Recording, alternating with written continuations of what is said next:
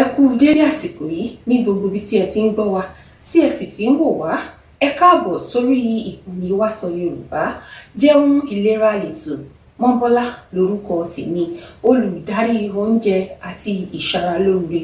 Ọ̀rọ̀ nípa àwọn ohun ẹnu oúnjẹ ní ọ̀nà tí a fi lè sọ ìlera wa léjìká sókè ni a máa jíròrò lé lórí ètò yìí. Èyí tí a ó gbé yẹ̀wò lónìí òun ni ewédú.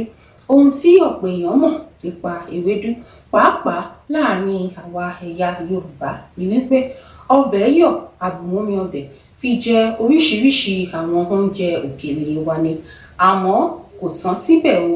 Ewédú jẹ́ ewébẹ̀ tí ó pọ̀ ní tomitoro àwọn àlùmọ́nì ilẹ̀, àwọn èròjà aṣaralóore àti àwọn èròjà aṣaralọ́jọ̀ márajọ̀lọ̀ tí a mọ̀ sí vitamins lédè Gẹ̀ẹ́sì.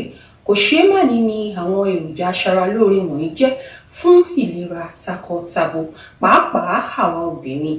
Ìdí ni wípé ewédú ní àwọn èròjà mẹ́ta kan tí ó ṣe pàtàkì fún ìlera àwa obìnrin gan-an ni.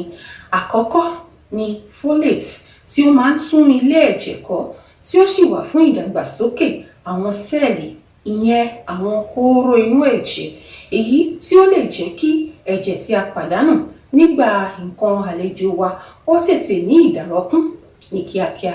Èkejì ni iron, tí ó máa ń jẹ́ kí ipò ẹ̀jẹ̀ àti àwọn hóró ara ó ní kìmí dáadáa.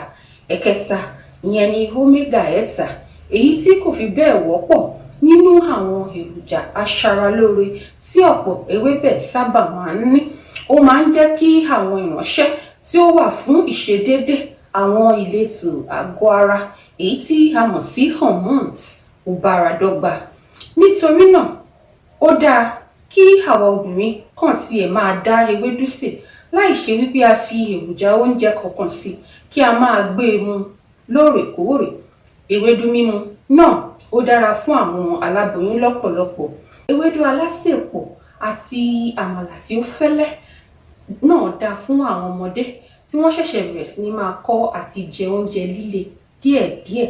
Àmọ́ kí a rí i dájú wípé ọ̀pọ̀lọpọ̀ edé lílọ̀, fólo gbígbẹ tàbí ṣáwá onípẹ́ gbígbẹ lílọ̀ àti irúpẹ̀tẹ̀ pọ̀ nínú ewédú alásèpọ̀ àwọn ògo wẹrẹ báyìí. Kì í dùn púpọ̀ o. Ṣókí báyìí lọbẹ̀ oge. A ò ní rí jù báyìí lọ fún tòní.